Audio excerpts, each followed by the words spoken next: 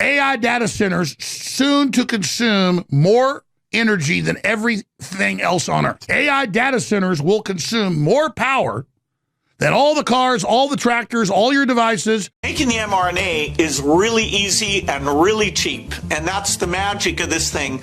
But there's no doubt in the next 5 years, we can, we just need to mess around. There's a lot of lipid nanoparticles, and some are very self-assembling. Micro robots, performing tasks.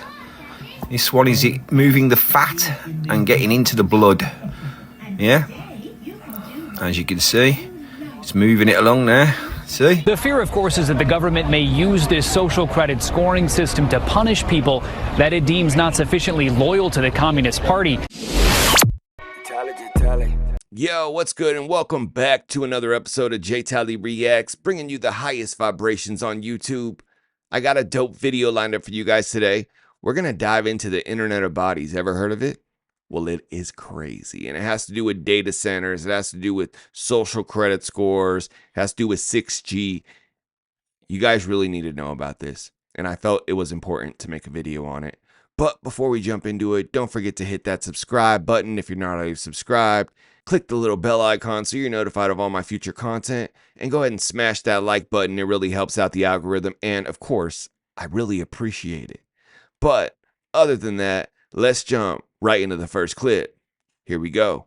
Hold up, let me get this straight. So one of the richest men on earth wants you to have a digital ID, and that's just the beginning. Larry Ellison, the owner of Oracle and now TikTok, not only said he wants our data centralized with an AI surveillance system, but he also said this. Citizens will be on their best behavior because we're constantly recording and reporting everything. Citizens will be on their best behavior. That sounds like a very dark dystopian future. And speaking of citizens, these people are protesting as we speak in the streets of London with signs that say no to digital ID. And why does this seem like a bigger overall plan in Europe? Because not only they're pushing a digital ID, but a CBDC as well, a central bank digital currency, in which is being pushed by this woman, the president of the European Central Bank, Christine Lagarde.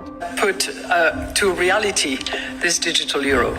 The deadline for us is going to be October of 25.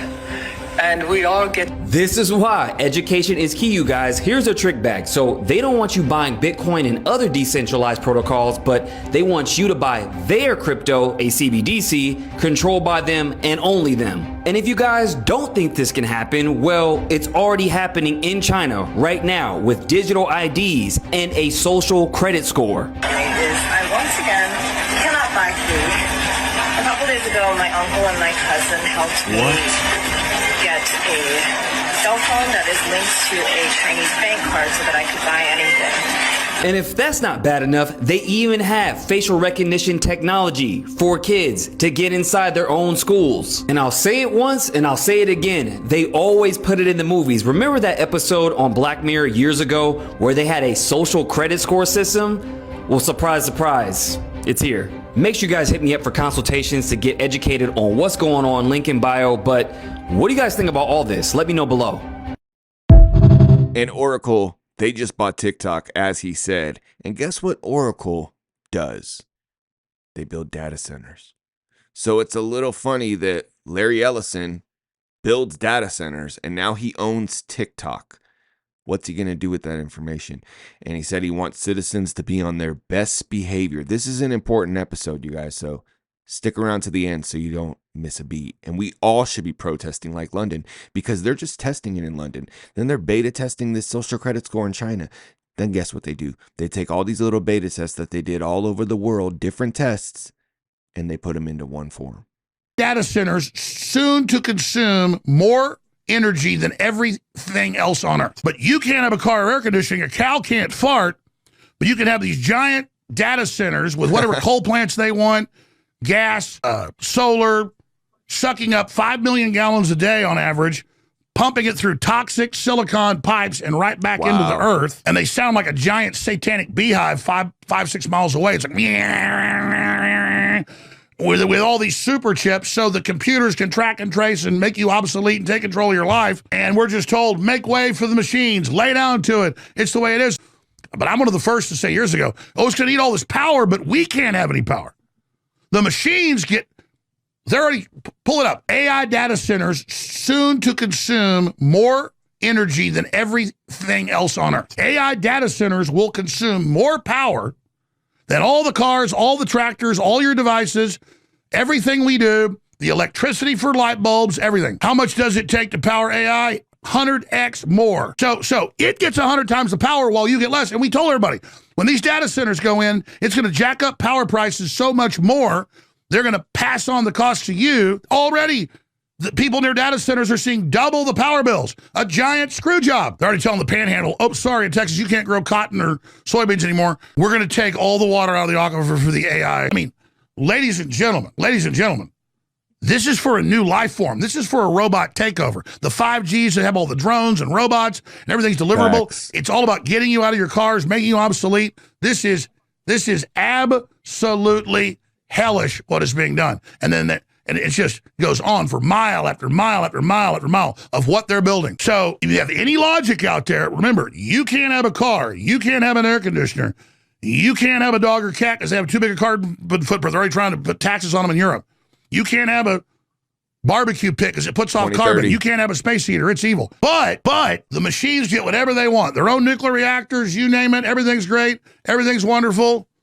And now they're admitting, nanonuclear soars on strategic MOU with Supermicro for powering AI data centers. And they tell us it's making us obsolete and it's dumbing us down and causing brain damage and wrecking society and killing all the human jobs. And here, I think motherfuckers are pushing digital ID on these people. And once they do digital ID, they're going to attach it to a social credit score. They're going to attach it to a carbon footprint score. And then they'll be able to control your movement and control you entirely.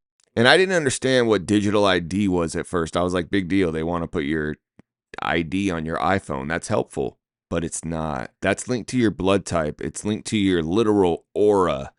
So every move you make, it doesn't matter if your face is covered. When you go in and like say they have facial recognition software in their cameras, if your face is covered, they could still know who you are by your gait.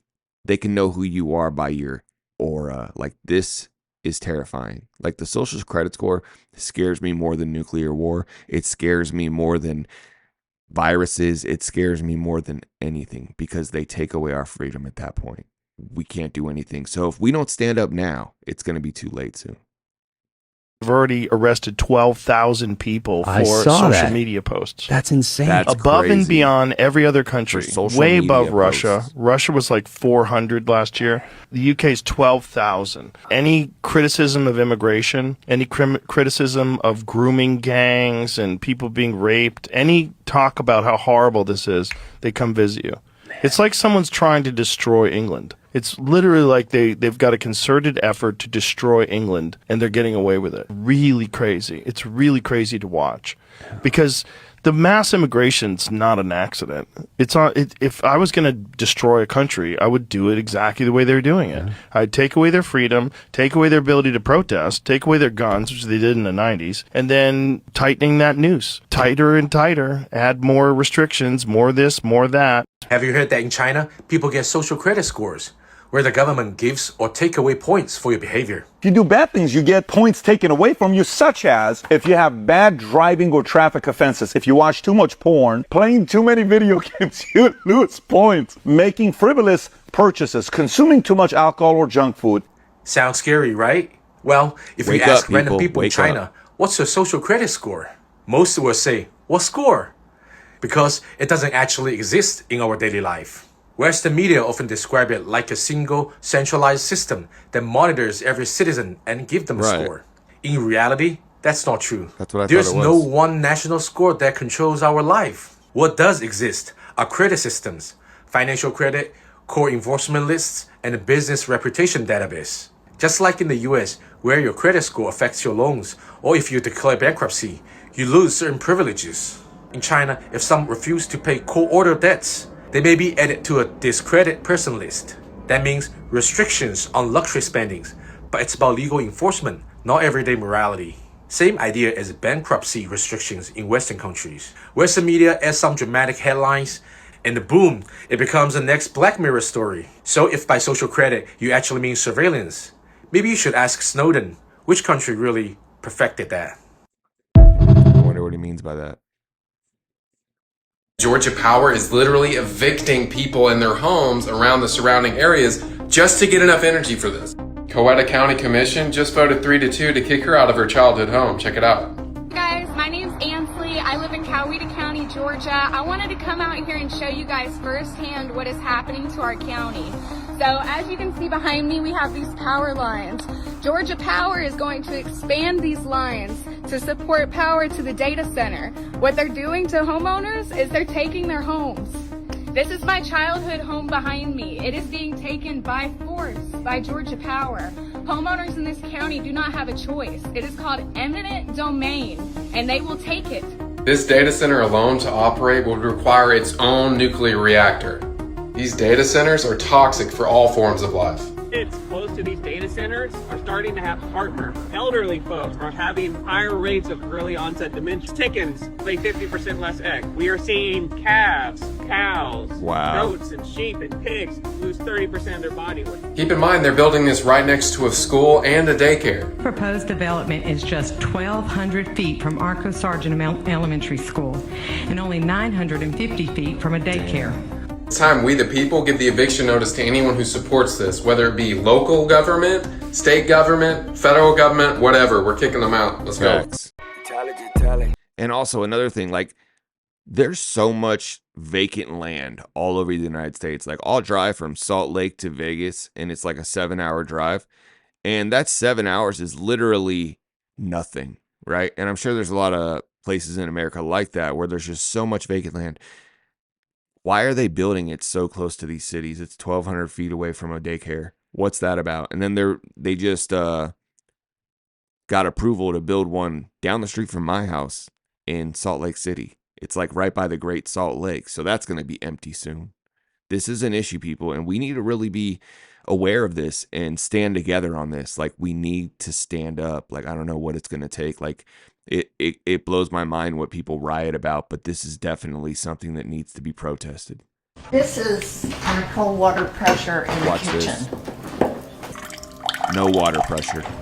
This is where I fill up water for storage. Those are the things we have to fill up to flush the toilets. Damn. So you can see the sediment from the data center. Sediment in their water. Wow, and that's just from the water coming out of your faucet. Yeah. And this is what's in all the pipes. Just the well itself is probably $20,000, and that's not counting any of the faucets. They have their own well. Fixtures and faucets and toilets and the lines that come underneath the house. Oh, I think they had to get a well because of this. You really feel like you are up against this huge wall that you can't penetrate. There's nothing that you can do, and they don't care. I'm here in Mansfield, Georgia, driving by Meta's new 2 million square foot data center facility. Facilities like this are being used to power things like ChatGPT and other AI tools that are becoming integrated into our daily life. But data centers come with big costs, from light and noise pollution to the environmental impacts, to the potential rising costs of energy bills. When we found this place, we decided that this was it. It was perfect. I was actually raised probably 5 miles from here. Felt like coming home. The data center that's now the Morris's next door neighbor happens to be owned by Meta, the company you know for Facebook and Instagram, but has also been breaking into artificial intelligence. They started construction on this data center campus in 2018. Definitely changed everything. They destroyed the environment, taken down all the trees across the road. Beautiful pines, beautiful forest. The light pollution is... We don't have to have a night light in the house. You can walk around the house at night and see everything. It's that bright. I would be pissed. Okay. Here's Agenda 2030.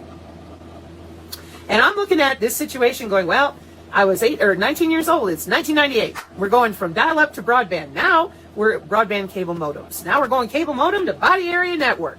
And what did you all fucking do? UFOs! And I'm going, this isn't going to go well. Wait till you find out your Nibiru is bullshit. Wait till you find out all these things they told you for the past 15 years. It's total horseshit. I'm an ISB, big dick and I know what's going on. No, you don't. And you didn't. And neither did anybody else. Those are called operations. Courtesy, once again, of the people who are running the nation, Okay, so what the is really going on? It's a bio-cyber interface. We said, based on universities, symposiums, and business. So our channel, nobody afraid, nobody all, oh my God, nope. We're sitting here going, I told you, they paid for this. This is what they're doing. They turned the body itself into a wire so that your data is more secure. You're routing the data, you're saving the data, your fat tissue is routing the data. It's very specific. And they've been working it all out for over 15 years of upgrades since 1995, 30 years with companies.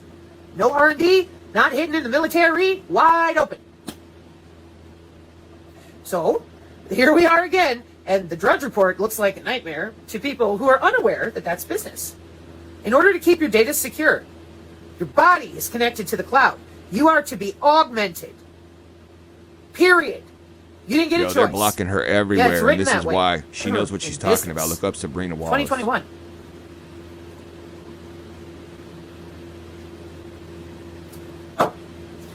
We're going to tear down 5G towers. We had to done that at least 8 years ago. That didn't happen. They're in the 6G now. Standardization. The 6G is your body. It's called the Body Area Network, 1995. Did anybody want to talk about it? Nope. It's business. We ain't going to talk about that.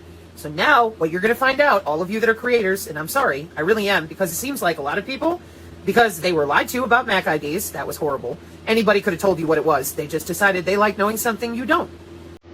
Diplomats in Havana, Cuba started complaining about this weird frequency being pinged to their heads, followed by short-term, long-term memory loss, brain fog, nausea, vomiting, vertigo, severe head pain, and electrical shocks to the body, specifically in the torso. Now, the interesting thing is they can't get away from the signal no matter where they go.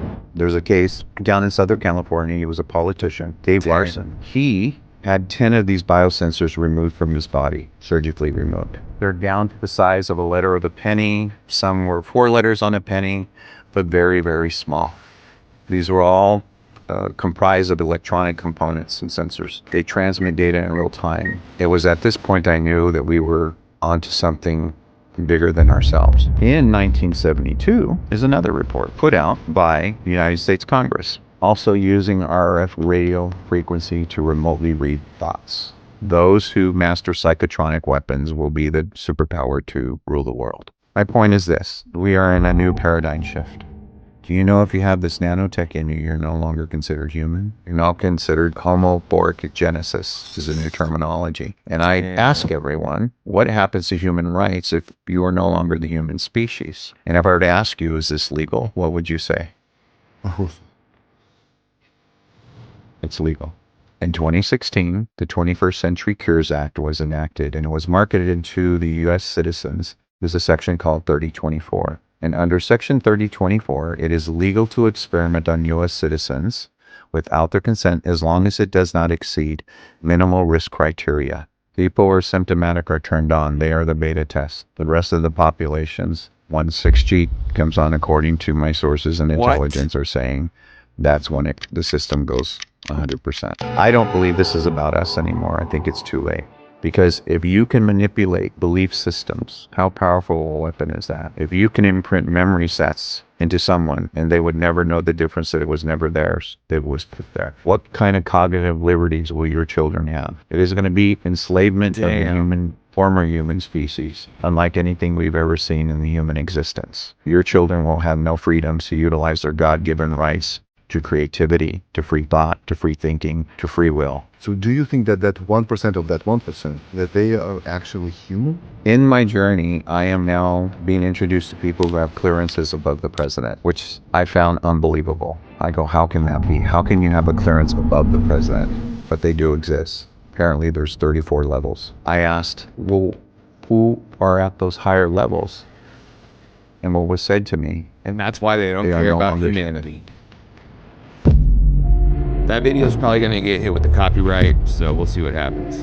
But you have to, I'll leave it in. Transferring animals into a computer, which they did a monkey, 2045.com, look it up. So the monkey's in the computer, his mind is, but the body's dead. Then by 2010 or 2012, they were supposed to have been able to transfer a human consciousness into a robot. They've already done that. And the United States as well. DARPA has a project called the Avatar Project. In an Avatar Project, they have a symbiotic link from a soldier underneath a mountain somewhere, like in a bunker, connected to a field robot. And it controls it through a mind connection. If the robot is destroyed, of of course, the soldier doesn't die. And the only thing that stopped us from transferring consciousness from one brain to another was data storage. Now we have that solved because Microsoft just came up with the first DNA hard drive. That hard drive could store over 433 petabytes of data. That's on 1 gram of DNA. It's a drop of DNA.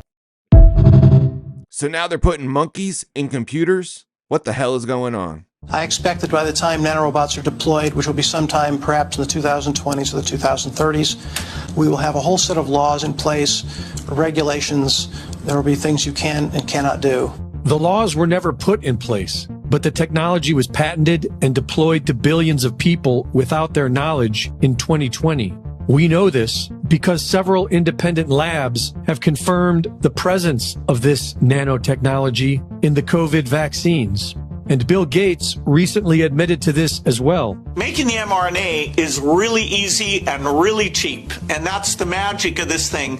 But there's no doubt in the next 5 years, we can, we just need to mess around. There's a lot of lipid nanoparticles, and some are very self-assembling. Self-assembly and self-replication seem to be the same technology when it comes to nanorobots. And this was considered to... Pause. And that's exactly what it sounds like. So let's say they get these particles inside of you, right?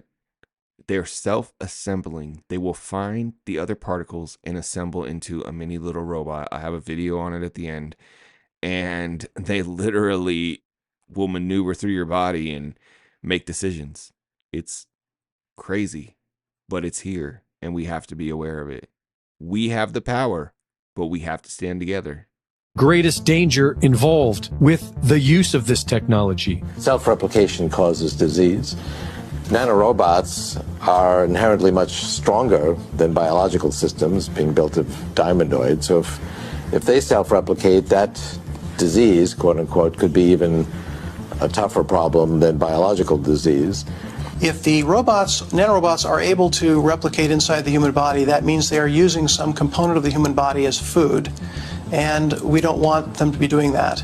In his 1986 book, Engines of Creation, Kim Eric Drexler wrote about what he termed the gray goo scenario, a hypothetical catastrophic event caused by out-of-control, self-replicating nanotechnology, which consumes the biomass of the host. And this is exactly what independent researchers are finding.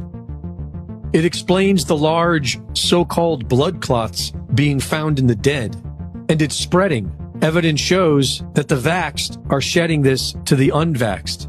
Our governments are not even discussing the problem, and the perpetrators are planning a second round of nanobot deployment with another fake pandemic. Crazy. Once you start understanding quantum physics, you realize that everything is energy and nothing is separate. And then when you realize that they can measure your brainwaves with a magnet that doesn't touch your head, you realize that your thoughts are not in your head. And they're part of this greater field that we are all connected by. And they're now trying to understand how we actually store memories, which is a... Pause real quick on that note, how she's saying that your thoughts are not in your head. Like maybe they rest in your aura field.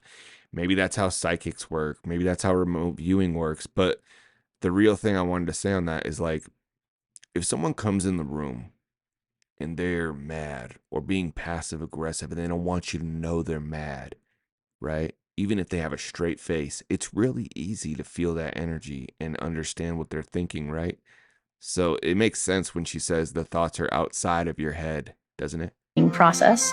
Some of it is protein based, and some of it is this theory that we basically store our thoughts in the cloud.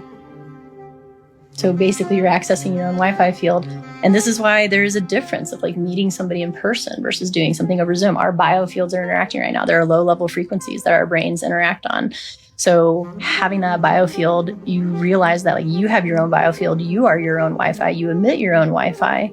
And so then thoughts can be the process of some of that Wi-Fi coming in, mostly directed as life force and energy, which is why like how you practice your energy and how you maintain your energy can really direct how your thoughts come out in your reality, because it's that life force that then drives a chemical change in the brain that then drives forth whatever is going to come out as like a conscious thought or a verbal thought or anything like that.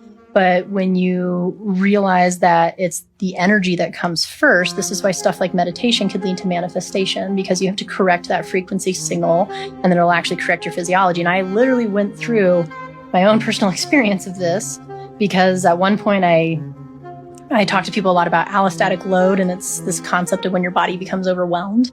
I just had so many things going on in my life on like a physical level, a chemical level, and a mental level. My body got overwhelmed. My immune system was starting to act in autoimmune type ways.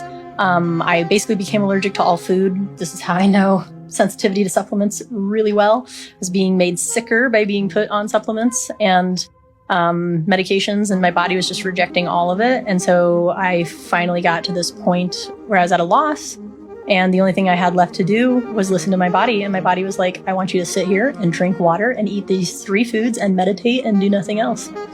So that's basically what I did. But in that process, simply from meditation, all my symptoms started to go away. Damn. Fasting's real though, guys. We got to start fasting. We got to start doing water cleanses. It's important. There's a lot more that all of you can be involved in driving forward, is this digital public infrastructure. And so that basic structure that starts with identity and bank accounts and payments is just foundational, built out in agriculture, built out with health records, so that we can help people not only with infectious diseases, but the challenge that's coming in the future with the growth of the non-communicable diseases being a huge thing. And that digital public infrastructure will help us with these climate problems. Dude, you just allegedly slipped your wife antibiotics without her even knowing after sleeping with a Russian girl on Epstein's Island, where they did the most vile and unforgivable and honestly unimaginable things because you got an STD and she was probably underage. Like, how about we just talk about that first? If you haven't already got a copy of my new book, Cheat Codes to the Simulated Life, an epic guide to metaphysics and manifestation, you can grab that on Amazon today. Once again, that's Cheat Codes to the Simulated Life. If life's a game, there must be cheat codes. And I wrote this book to show people how to manifest, how to use this simulation to their advantage and really get what they want. Let's jump right back into the clips. Here we go.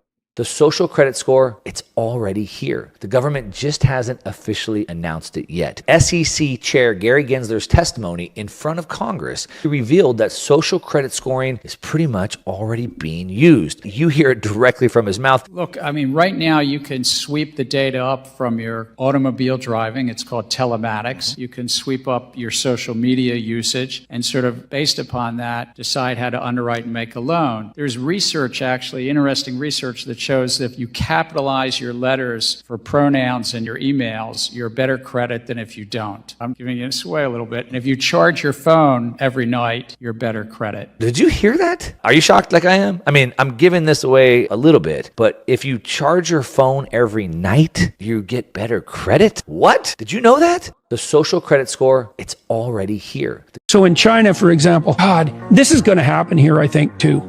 Although maybe people will fight. If a traffic camera catches you jaywalking in China, digital ID system has you. It has your blood now. It has your genetic code. It has your photograph. It can identify how you walk. So even if you can't see a face, you can be picked up by gait. It will convict you of jaywalking and take money out of your bank account with no intermediating judiciary at all, and show a picture of you to the people in the neighborhood so they know that you have jaywalked, and reduce your social credit score. And if your social credit score falls below a certain level, then you can't buy drinks from a vending machine, you can't play video games, you can't go on a train, you can't get out of your 15-minute city. All that's already in place in China. So in China... So they turn you into a pariah so no one else want to mess with you. Because if you actually associate with people with a low social credit score, that brings your score down. This world, bro, it's really a simulation. And that's why, like, I don't really stress it too much. But at the same time, like, we really got to be aware. We got to know what's going on and come together. Leo Hu recently tried to book a flight. He was told he was banned from flying because he's on the list of untrustworthy people. Leo is a journalist who was ordered by a court to apologize for a series of tweets he wrote and was then told his apology was insincere. I can't buy property. My child can't go to private school, he says. You feel you're being controlled by the list all the time. And the list is now getting longer. as every Chinese citizen is being assigned a social credit score, a fluctuating rating based on a range of behaviors. It's believed that community service and buying Chinese-made products can raise your score. Fraud, tax evasion, and smoking in non-smoking areas can drop it. China's growing network of surveillance cameras makes all of this possible. It can recognize more than 4,000 vehicles. Xu Li is the CEO of SenseTime, one of China's most successful artificial intelligence companies. It has created smart cameras for the government that can help catch criminals, but also track average citizens. You can tell whether it is an adult, a child, a male or female. Ken DeWaskin has studied China's economic and political culture for more than 3 decades. He says how the new scoring system truly works is kept secret and could be easily abused by the government. How far into people's daily mundane activities does this go? Well, I think that the government and the people running the plan would like to go as deeply as possible to determine how to allocate benefits and also how to impact and shape their behavior.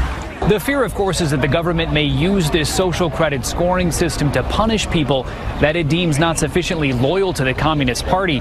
And trying to clear your name or fight your score is nearly impossible because there is no due process. I was in Shanghai, and you're not allowed to jaywalk in China. They have facial recognition cameras in every sidewalk, and what they do is if you jaywalk when the light is red, it'll scan your face and it'll deduct money automatically from your bank account, and they'll display you on a big LED board calling you a criminal, all done automatically, remotely. I filmed the video about it because it was absolutely insane. Damn. And that's what they do, is massive surveillance, massive control. It gets so crazy that in certain places of Shanghai and you want to walk on the sidewalk, you're only allowed to walk in one direction. If you walk in the opposite direction, they scan your face, deduct money from your bank account, and if you don't have money in your bank account, social credit score gets removed.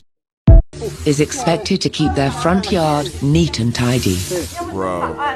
And she is rigorous in enforcing the rules. 啊，这个就不合格了。今天呢，它是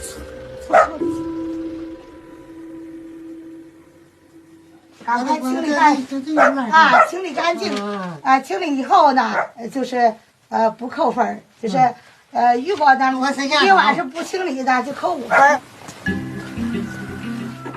Feng Lan makes no exceptions. 家有人吗？ Even for the elderly. 蓝溪要清理一下， they hate 那个 her. 味儿上面要检查，抹个清一下。就是这样。我告诉你一下，我这当然了嘛，走都不能走，你还得。He could barely walk. 一把，来这个东西，哦，这个啊，都是。 就是这个地是能用东西挡一下就挡一下啊！我不能弄，我们不能弄。不能弄，等着孩子来家帮你整理。啊，孩子来咋弄那行？我不能弄。啊，好。你们到7个村以南的高。Zhou Lichong is 84 this year. Although he's retired now, so sad. 20 man. years ago, he was a prominent deputy secretary managing this village. He's been a party member for more than half his life. But now he vehemently opposes the party's current methods. You're sounding the alarm yes. for people that don't understand what the fuck is going on. So here, I've pulled it up for you here, yeah? So there's the video. Yeah. I don't know if your camera can see that, but no. There's the video. There's him speaking about it. The G7 is launching a set of public policy principles for retail central bank digital currencies, CBDCs. Central bank digital currencies could be a digital version of money, a bit like a digital banknote that could be used alongside... Right, so that's the guy who runs our economy in the UK. His name's the Chancellor of the Exchequer. And here is the article. Bank of England tells ministers to intervene on digital currency programming, yeah? And here's a quote from the article. This is in the Telegraph, the one he pulled up, but it was behind a paywall, so I'll just read the quote. Digital cash could be programmed to ensure it is only spent on essentials or goods which an employer or government deems to be sensible. Holy shit. Now, I'm going to take it one step further for you, Joe, right? So the vaccine passport infrastructure is in place. But now we know that the vaccine doesn't stop infection or transmission, but the checkpoint Charlie exists everywhere. They bring in digital banking, central banking digital currencies. You've got a scenario now that you're checking in and out everywhere you go using vouchers that are programmed and you can only spend where you're told you can spend them. There's another word for that, man. That's called the Chinese social credit system. That's what it's called. And anyone who watches Black Mirror will know what I'm talking about. That's that TV show, right? Yeah. So what they are telling us, and when I say they, who's they? People in power. That's the head of our economy, the Chancellor of the Exchequer, second most powerful person other than the Prime Minister and maybe the Foreign Secretary in the UK, right? He's telling us, I just played it there for you, he's telling us that's what he, as the UK, the head of the G7, want to bring in for the G7. So a scenario where, like in New York at the moment, because the passport infrastructure is in place, you bring in that digital currency and you've got this total control. And if I'm speaking to you the way I'm speaking now, and my employer or government, you heard that in the quote directly, yeah, deems me as saying or doing something inappropriate, suddenly I can't actually pay to come here and speak to you anymore. My digital currency won't even pay for the ticket because it will be known that I'm coming to speak to you. Sorry. Your vouchers don't allow you to purchase. Now that they're going to ticket tell you what you John. can and can't purchase. It's not. I thought like the main thing about this was like for tax purposes, right? They were going to get all the tax money, every purchase you made, but no, it's about what you can and cannot buy as well. Like, this is terrifying. Hit that subscribe button if you're not already subscribed. Let's stand up together. We got to stand up for London, you guys. Like, they now lost their voice, so we have to be the voice for London in the UK. Okay, folks, I want you to watch a demonstration of nanotech. Watch this is these little micro robots. This is real, folks. Yeah, performing It's here. tasks. Look this at that. one is it moving the fat and getting into the blood. Yeah, as you can see, it's moving it They're in along our there. bodies. See, and helping. That's this how one's they going run to the put the internet circuit and save and their create the data light. through us. You see how clever it Look at is? that. Yeah. Turns the light on. Now, there's conspiracy theories out there that this is in the V and building chips in people's bodies. Now, what you'll see is it froze that up there. Yeah? It's that intelligent that it knew it couldn't get up. So what it does, and you'll see it here, it chucks it up. It froze it up. Watch, look. Froze one over. Yeah? So the intelligence is obviously coming from us via some Wi-Fi connection or something like that. But I just wanted you to see nanotech and how advanced it really is, folks. That's all. Here it is. Just to give you a little idea of, what's going on in the technology world, if you like, and where we're at. So, nicotine is the killer. Yeah? It will kill all this. The Australian scientists have already shown that in videos now. So, if you want to get rid of this, I wouldn't say start smoking. I'd just say get some nicotine in you and happy days. Remove the damage, yeah? If it's that case that you feel that, you might have some of this in you. Just saying, yeah? Just want you to watch what's going on with the way this nanotech works.